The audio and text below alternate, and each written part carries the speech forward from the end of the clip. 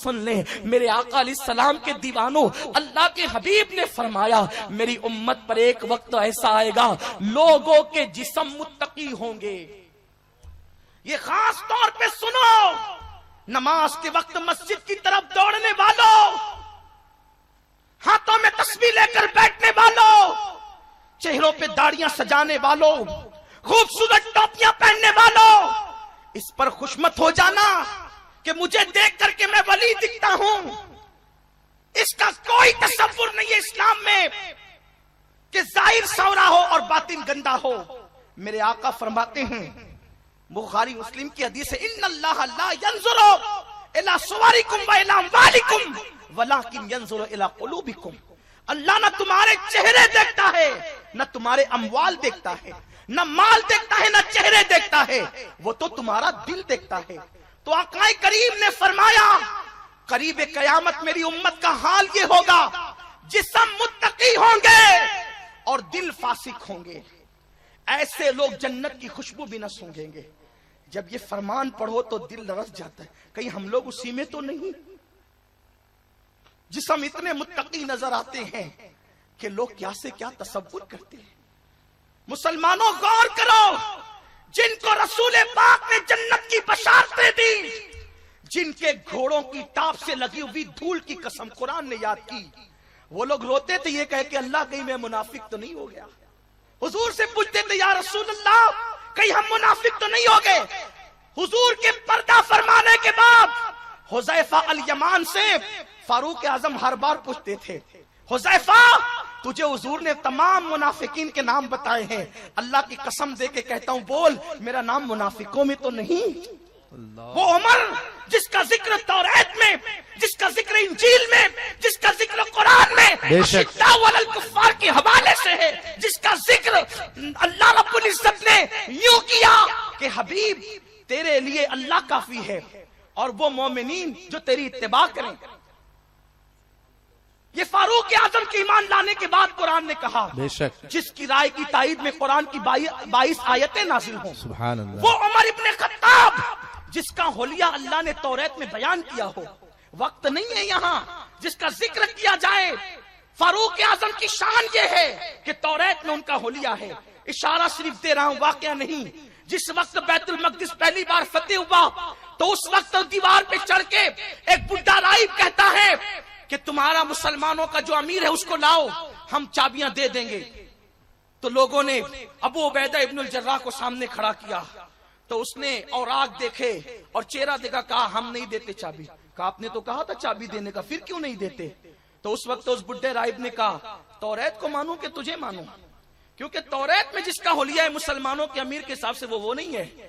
تب صحابہ مسکرانے لگے، یہ مسلمانوں کا امیر مانگ رہا ہے اور ہم نے لشکر کا امیر پیش کر دیا ہے۔ تو تب مومنوں کے امیر کو بلایا گیا اور جب حضرت فاروق اعظم آئے تو آنے کا انداز بھی کچھ اور تھا، لیکن اس کا ذکر یہاں نہیں کرنے کی کہ یہاں ٹائم ہی نہیں ہے، اس لیے کہ گٹی کھلتی جاتی ہے اور بات جو ہے وہ بکھرتی جاتی ہے۔ میں تو بات ہی آج کرنا نہیں چاہتا تھا، میں تو نعت ہی سننا چاہتا تھا، لیکن چونکہ بات کا حکم ہے تو بات کر رہا ہوں۔ فاروق اعظم آئے، پھر کہا کہ یہ ہمارا امیر ہے۔ اس نے دیکھا اور دیکھ کر کے جو ہے وہ دیکھتا گیا، پڑھتا گیا، دیکھتا گیا، پڑھتا گیا، ہاں ہاں اس کو چابی دی جائے۔ چابی دی گئی تو پوچھا گیا تھا اس بڈھے راہب سے کہ تو نے ان کو دیکھ کر کیوں چابی دی، اس کو دیکھ کر کیوں نہیں دی؟ تو کہا کہ میری کتاب میں لکھا ہے کہ وہ دبلا پتلا ہوگا، وہ تو موٹا آدمی تھا۔ میری کتاب میں ہے کہ اس کا رنگ سرخ ہوگا، اس کا رنگ تو سفید تھا۔ میری کتاب میں کہ اس کی آنکھیں بڑی بڑی ہوگی اور اس کے گال اندر کو ہوں گے، اب داڑھی بڑی ہوگی، تو اس میں تو کچھ اور علامتیں تھی، اس لیے میں نے سوچا کہ یہ وہ نہیں ہے، لیکن جس کا ذکر اس میں ہے یہ وہی ہے۔ تو کہا یہ کیا ہے؟ کہا اسے توریت کہتے ہیں۔ جس عمر کا ذکر توریت میں ہو، اللہ موسیٰ پر جس کا ذکر نازل کرے، وہ عمر ابن خطاب کہتے حذیفہ کہیں میں منافق تو نہیں ہو گیا؟ اور جن لوگوں کے جسم متقی اور دل فاسق ہیں وہ یہ ٹھیکہ لے کر کے بیٹھے ہیں کہ ہم جنتی ہیں، جنت ہمارے باپ کی ہے۔ میرے پیارے آقا علیہ السلام کے پیارے دیوانوں، اپنی فکر کو تبدیل کرنا ہوگا۔ سنی دعوت اسلامی آپ کی فکر کو تبدیل کرنا چاہتی ہے۔ ہاں مکڑی کے جالے کی طرح کے رسومات سے نکلو، حقیقت کی راہ کے مسافر بنو، اس راہ کے مسافر جس راہ کے مسافر صحابہ تھے، تابعین تھے، اولیاء تھے۔ تو عرض یہ کر رہا تھا، آقا فرماتے ہیں میری امت کے لوگ جسم متقی ہوں گے، دل فاسق ہوں گے۔ مطلب کیا؟ اعمال ظاہری تو تقوی کے حوالے سے ہیں، لیکن دل فاسق ہے۔ کیسے؟ جب بھی اکیلے میں گناہ کرنے کا موقع ملتا ہے کبھی کوئی کسر نہیں چھوڑتے۔ غیبت کا موقع ملا، غیبت کی گٹری لے کر بیٹھ گئے۔ چغلی کا موقع ملا، چغلیوں کا بستر لمبا کر دیا۔ انٹرنیٹ پر، فیس بک پر گناہوں کا موقع ملا، گناہ کرنے بیٹھ گئے۔ دل فاسق ہے، جسم متقی ہے۔ ایسے لوگ اللہ کی نگاہ رحمت سے محروم ہیں۔ جسم کو متقی بنانے کے ساتھ ساتھ اپنے دلوں کو بھی متقی بناؤ۔ تو کفل انتقال کر گیا اسی حالت میں، لیکن خوش نصیب تھا کہ جس وقت موت کا فرشتہ آیا وہ لڑکی کو چھوڑ چکا تھا۔ جب تو ڈرتی ہے تو میں نہ ڈروں؟ اور جب موت کا فرشتہ آیا اور اس کا انتقال ہو گیا تو جنگل کی آگ کی طرح یہ خبر پھیل گئی، کفل مر گیا، مر گیا، مر گیا، مر گیا۔ زاہدان خشک تبصرے کرنے لگے، کفل تو اتنا پاپی اور بدکار تھا کہ پتہ نہیں اس کا چہرہ کیسا ہو گیا ہوگا مرنے کے بعد، اس کا حال کیا ہوا ہوگا۔ لیکن جب لوگ آئے ہیں اس کے دروازے پر تو اس کے دروازے پہ نور کے قلم سے لکھا ہوا تھا، ان اللہ قد غفر للکفل، اللہ نے کفل کی مغفرت فرمائی۔ سبحان اللہ۔ کفل اللہ کے ڈر سے ایک گناہ اس نے چھوڑا، اللہ نے سارے گناہ بخش دیے۔ تو انسان اگر اللہ سے ڈر کر ایک گناہ چھوڑے، وہ بھی جوانی میں، کیونکہ آقا فرماتے ہیں اللہ کو جوانی کی توبہ سے اور زیادہ کوئی عمل محبوب ہے ہی نہیں۔ سب سے زیادہ اگر کوئی عمل پسند ہے تو جوانی کی توبہ ہے۔ تو یہ گفتگو سمیٹ رہا ہوں، دل سے خیال نکال دو کہ ہم جوانی میں گناہ سے نہیں بچ سکتے۔ امام یافعی فرماتے ہیں کہ وہ جو بزرگ تھے مسک، جن کو کہا جاتا مسکی یعنی مشک والے، تو وہ ان کا نام یہ کیسے پڑا؟ فرماتے ہیں کہ وہ ایک کپڑے کی دکان پر کام کرتے تھے، بڑے حسین و جمیل اور خوبصورت تھے، کپڑے کی دکان پہ کام کرتے تھے۔ ایک بڑھیا آئی اور اس نے کہا کہ میری مالکہ کو، شہزادی کو کپڑے کچھ خریدنے ہیں۔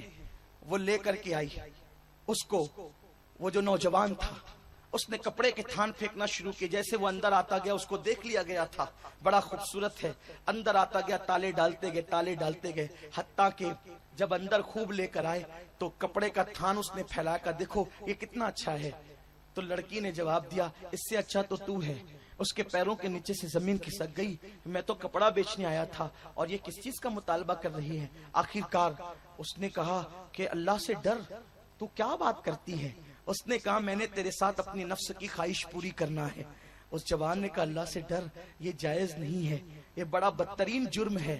اس نے کہا اگر تو میرے ساتھ ایسا نہیں کرے گا تو میں چیخوں گی، چلاؤں گی اور تجھے بدنام کر دوں گی، تو عزت کے ساتھ جینے کے قابل نہیں ہوگا۔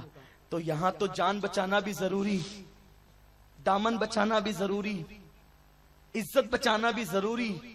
تو اس نے کہا ٹھیک، رک رک رک، ایک کام کرتے ہیں، مجھے استنجا کی حاجت ہے، میں استنجا کے لے جاؤں، اس کے بعد پھر تو جو چاہے کر لے۔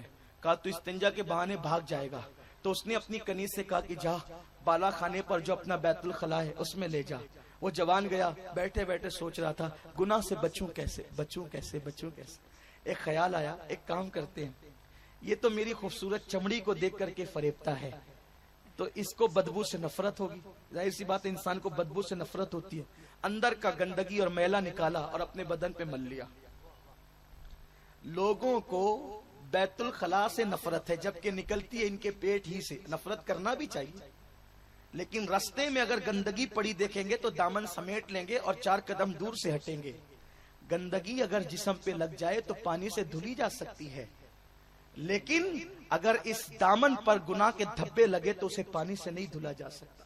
کاش کہ ہمارے دل میں جتنی نفرت گناہ سے ہے، جتنی نفرت گندگی سے ہے، اس سے زیادہ ہمارے دل میں گناہ کی نفرت ہوتی۔ اور آپ کو ایک بات بتاؤں، ایک صحابی تھے حضرت سعد ابن معاذ رضی اللہ تعالیٰ عنہ، بکریاں چراتے تھے۔ لیکن بکریاں پیشاب کرتی تھی تو لاشعوری طور پہ اس پیشاب سے بچ نہیں پاتے تھے. حضور ان کے جنازے میں گئے, حضور نے ان کی نماز جنازہ پڑھائی اور ان کو ان کی قبر میں رکھا, اور جب قبر میں رکھا تو چہرے کا رنگ بدل گیا. حضور نے تکبیر کری, یہ حدیث بہت کثرت سے پڑھی جاتی ہے. حضور نے تکبیر کہی, تسبیح پڑھی حضور نے, اور اس کے بعد چہرے پہ خوشی کے آثار تھے. صحابہ نے پوچھا حضور چہرے پر غم کے آثار کیوں تھے؟ سرکار نے فرمایا تمہارے اس نیک بھائی پر قبر تنگ ہو گئی تھی. جب تسبیح پڑھی گئی, تکبیر پڑھی گئی تو قبر کشادہ ہو گئی.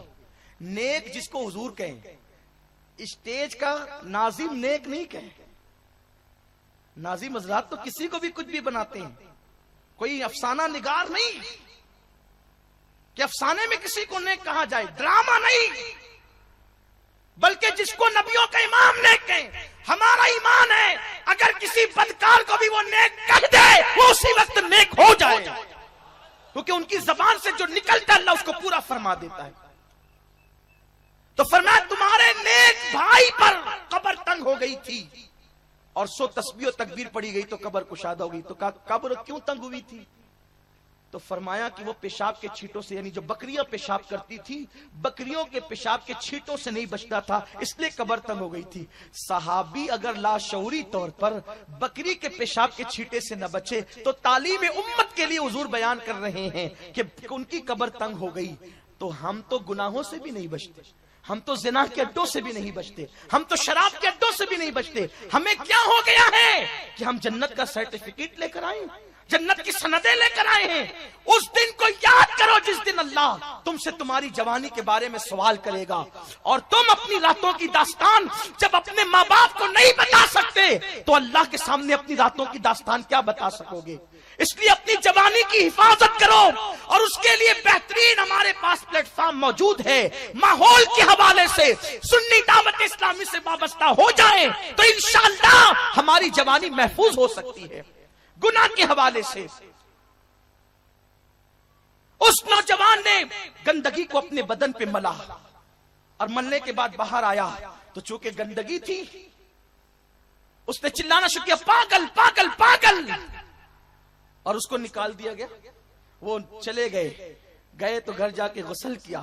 غسل کرنے کے بعد 2 رکعت شکرانے کی نماز پڑھے. اللہ تیرا شکر ہے تو نے کتنے بڑے گناہ سے بچا لیا. جو گندگی ملی تھی وہ تو صاف ہو گئی, لیکن سنو جب وہ شکر کرتے ہوئے دیوار سے ٹیک لگا کر آنکھیں بند ہوئی تو خواب میں کیا دیکھا, ایک بہت حسین و جمیل بزرگ موجود ہے, اور انہوں نے آ کر ان کو سلام کیا.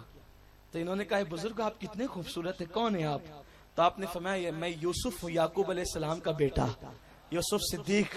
تو فوراً اس جوان نے کہا آپ کا واقعہ کتنا عجیب ہے, قرآن میں ایک زلیخا نے آپ کو گناہ کی دعوت دی اور آپ کیسے بچے, کتنا عجیب ہے آپ کا واقعہ, اور کتنا عجیب ہے. اللہ اکبر, یوسف حسین ہے اور ان کے قصے کو قرآن نے احسن القصص کہا.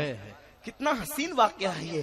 بلکہ زلیخا نے تو 7 دروازوں میں تالے بند کر دیے تھے. جناب یوسف بھاگے تو زلیخا سوچ رہی تھی زلیخا کہ میں تو تالے بند کر رکھے, وہ بھی شاہی تالے لگا رکھے ہیں, یہ بھاگ کے جائے گا کہاں. لیکن لوگوں نے جو ہے وہ آج یہ تاریخ بھی لوگوں کے سامنے موجود ہے. زلیخا نے اپنی آنکھوں سے دیکھا حضرت یوسف صدیق جیسے پہلے دروازے پہ گئے, تالا خود بخود ٹوٹ کر کے گر گیا, دروازہ کھل گیا. دوسرے پہ گئے, ٹوٹ کے گرا, دروازہ کھل گیا. زندگی یوسف بتا رہی ہے گناہ سے بچنا چاہو گے تو اللہ تمہارے لیے تالے بھی توڑ دے گا, دروازے کھول دے گا, کیونکہ اللہ کا فرمان ہے. اللہ فرماتا ہے کہ جو اللہ کی راہ میں کوشش کرتے ہیں والذین جاہدوا فینا لنہدینہم سبلنا, کہ جو اللہ کی راہ میں کوشش کرتے ہیں اللہ ان کے لیے راستہ نہیں راستے پیدا کرتا ہے. ایک راستہ نہیں راستے پیدا کر دیتا ہے.